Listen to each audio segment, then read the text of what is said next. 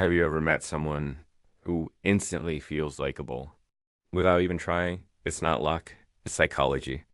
And in this video, you'll learn how to make anyone like you without being fake or forcing anything. Most people think that to be like, they need to impress others, so they talk more, try to look smarter, try to prove their value. But here's the truth. The more you try to impress, the more people pull away.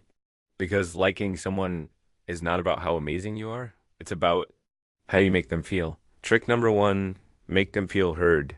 When someone talks about themselves, their brain releases dopamine, the same chemical linked to pleasure. That means if you simply listen, they start associating that good feeling with you. So instead of trying to impress, ask simple questions like, how was your day? What do you enjoy doing? And then just listen. Trick number two, use their name. A person's name is deeply connected to their identity. When you say it, their brain pays more attention and they feel instantly recognized. But don't overdo it. Say it naturally. And it creates a subtle emotional connection. Trick number three, mirroring. This means subtly copying their body language, their tone, or even their energy. Why does this work? Because the brain loves similarity.